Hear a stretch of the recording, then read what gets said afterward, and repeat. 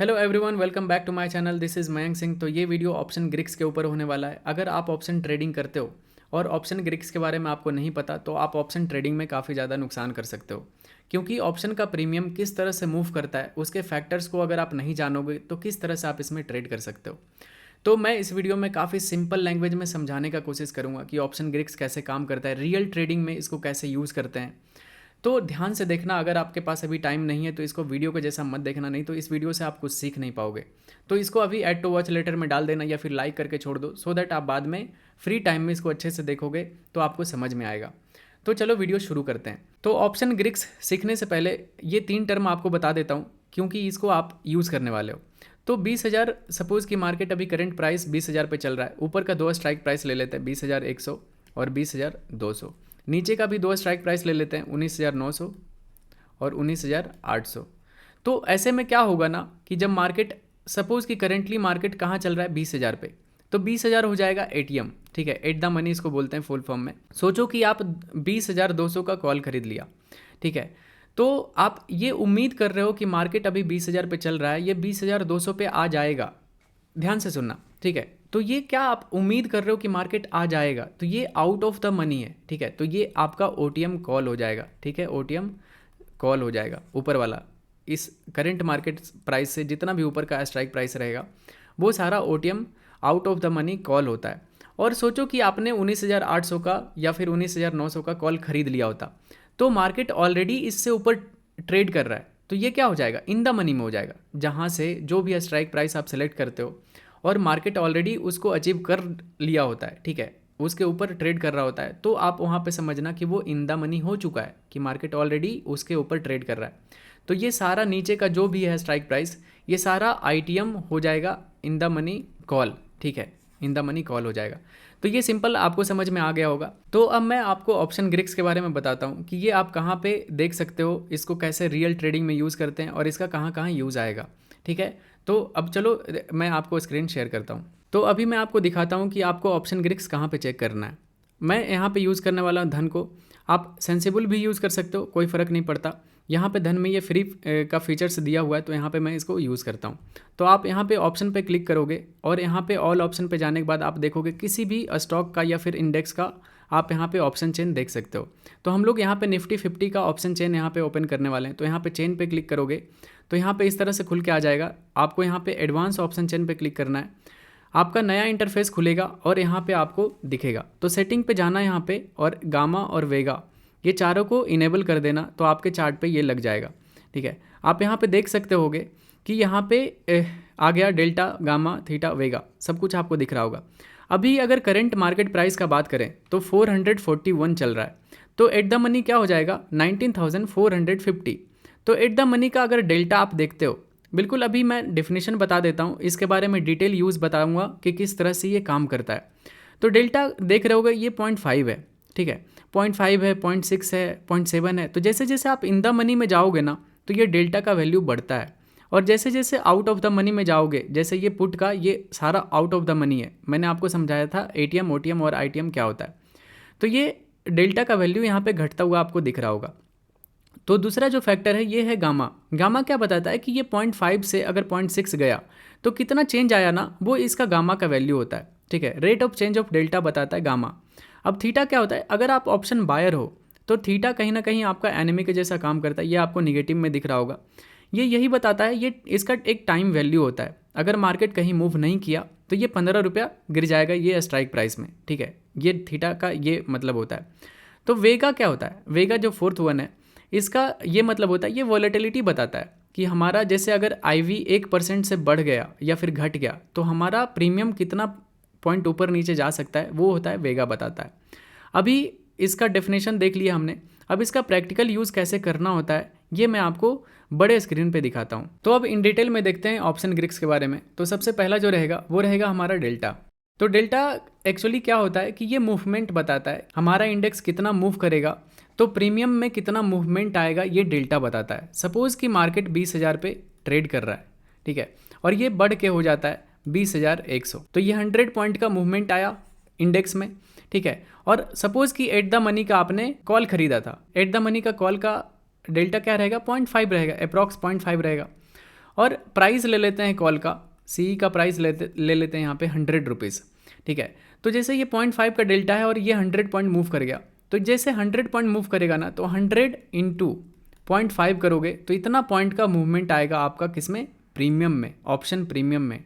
इस strike price का option premium में इतना का 50 रुपये का मूवमेंट आ जाएगा। एग्जैक्टली 50 नहीं आएगा क्योंकि इसमें थीटा का फैक्टर होता है, तो थोड़ा सा प्राइस ड्रॉप हो जाएगा। तो अगर इसको देखते हैं तो 150 और 10 रुपया माइनस कर देते हैं या फिर 5-7 रुपये जो भी, तो यहाँ पे 140 रुपया आपका ये प्रीमियम बढ़ के हो जाएगा अगर ये 100 पॉइंट मूव करता है। तो डेल्टा क्या होता है ना कि जैसे जैसे आप आउट ऑफ द मनी जाओगे ये डेल्टा घटते जाएगा। जैसे ये 0.4 हो जाएगा, 0.3 हो जाएगा, 0.2 हो जाएगा, ठीक है। और जैसे जैसे इन द मनी में आओगे ये डेल्टा बढ़ता है, 0.6 जाएगा, 0.7 हो जाएगा, ठीक है। इस तरह से ये डेल्टा का वैल्यू बढ़ता है इन द मनी में जैसे जैसे आप बढ़ोगे। तो ये डेल्टा का यूज़ होता है, आपने देखा होगा। अब दूसरा जो फैक्टर होता है ना वो होता है हमारा, इसको आप लोग काफ़ी जानते होंगे। अगर आप ऑप्शन सेलर हो तो ये तो आपका काफ़ी ज़्यादा हेल्प करता होगा पैसा बनाने में, लेकिन अगर आप ऑप्शन बायर हो तो सबसे बड़ा जो दुश्मन होता है हमारा वो होता है थीटा। क्यों ऐसा बोल रहा हूँ, क्योंकि इसके पास एक टाइम वैल्यू होता है, क्योंकि हर एक वीक का एक्सपायरी होता है, मंथली का एक्सपायरी होता है। तो अगर जितने भी ओटीएम का कॉल या पुट रहता है ना, सारा ओटीएम का कॉल पुट सब जीरो हो जाता है, ये थीटा के वजह से होता है।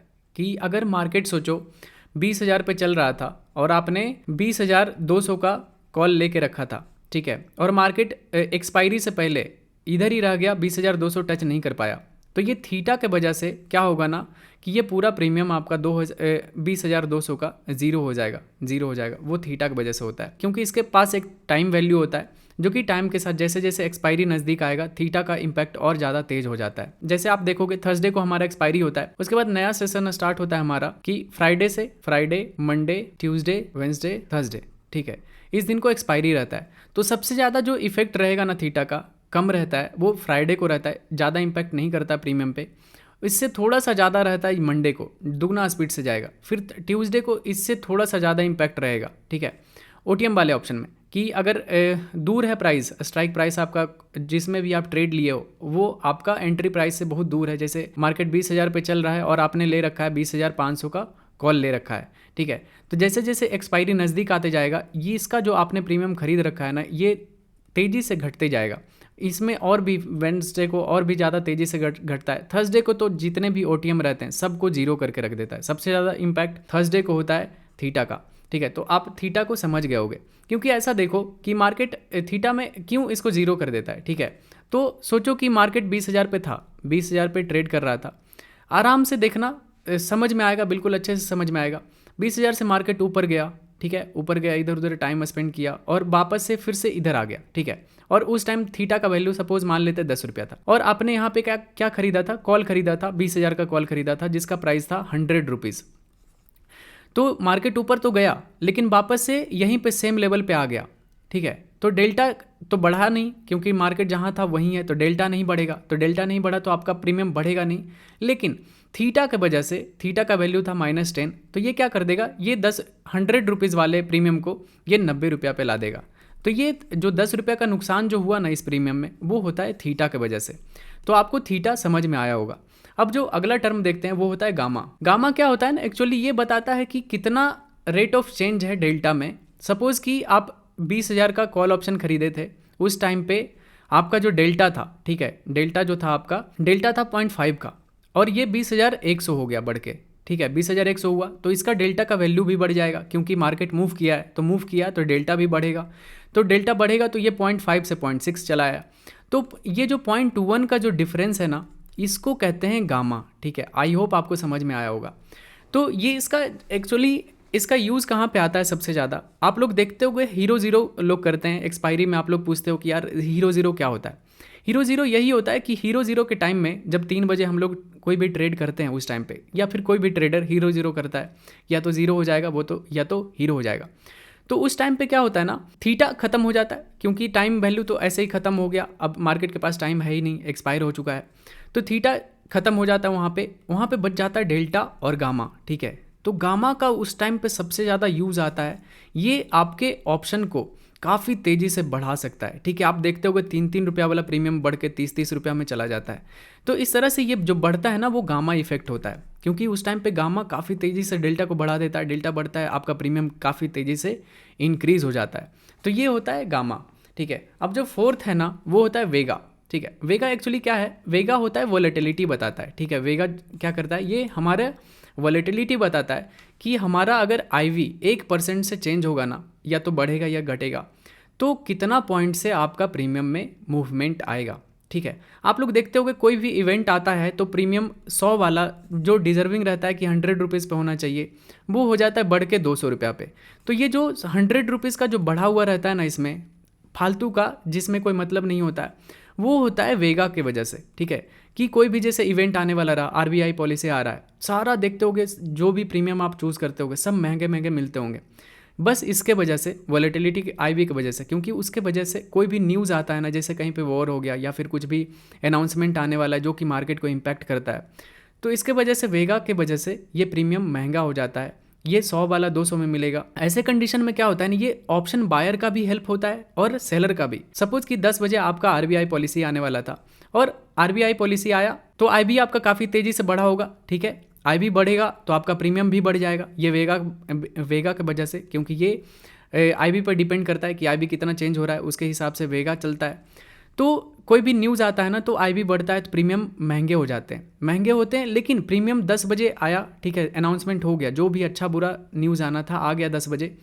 अब वो प्रीमियम, अगर न्यूज़ ख़राब रहा, मतलब ठीक है, मतलब कोई नॉर्मल सा न्यूज़ है, तो फिर क्या होगा ना कि ये जो फालतू का जो प्राइस बढ़ा था ना, ये न्यूज़ की वजह से वो कूल ऑफ होना शुरू हो जाता है। तो उस टाइम पे अगर कोई शॉर्ट करता है ना ऑप्शन को, जैसे कोई भी सेलर बैठा है और देख लिया कि यार न्यूज़ न्यूट्रल है, कुछ फ़र्क नहीं पड़ता है, बस ऑप्शन बहुत महंगे हो चुके हैं इस न्यूज़ की वजह से, तो वहाँ पे जैसे ही न्यूज़ ख़त्म होता है वहाँ पे ये सारे लोग शॉर्ट कर देते हैं पोजीशन को, और शॉर्ट करते ही ये काफ़ी तेज़ी से वो जो महंगा प्रीमियम होता है वो डिके हो जाता है। अगर सोचो कि ये 100 वाला 200 हो गया रहता, ठीक है, 200 न्यूज़ की वजह से, और कुछ खास न्यूज़ नहीं रहता, आपने 200 पे सेल किया होता, तुरंत ये घट के रियल प्राइस पे आ जाएगा 100 रुपीज़ पे, जो इसका ये डिजर्विंग है, रियल जो वैल्यू है ना उस पे आ जाएगा घट के।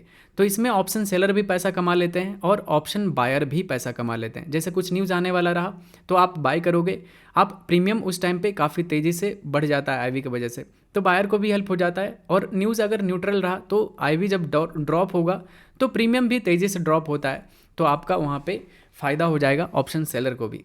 ठीक है, तो आई होप आपको ये सारा कुछ अच्छे से समझ में आया होगा कि किस तरह से ये ग्रिक्स काम करता है। ठीक है, तो नेक्स्ट वीडियो जो मैं आपको बताने वाला हूँ वो रहेगा IV और इंडिया विक्स के बारे में। आप लोग काफ़ी ज़्यादा ये सुनते होंगे कि ये कैसे काम करता है। ठीक है, तो इसके बारे में अच्छे से इन डिटेल बताऊंगा और इसको किस तरह से ट्रेडिंग में अप्लाई करना है ये बताऊंगा। तो अगर आपको ये वीडियो इन्फॉर्मेटिव लगा तो आप वीडियो को लाइक कर दो और आप कमेंट कर सकते हो, अगर कुछ भी डाउट है तो मैं उसका आंसर कर दूंगा। तो वीडियो अच्छा लगा तो लाइक कर दो, चैनल को सब्सक्राइब कर दो। Thank you everyone, thanks for watching.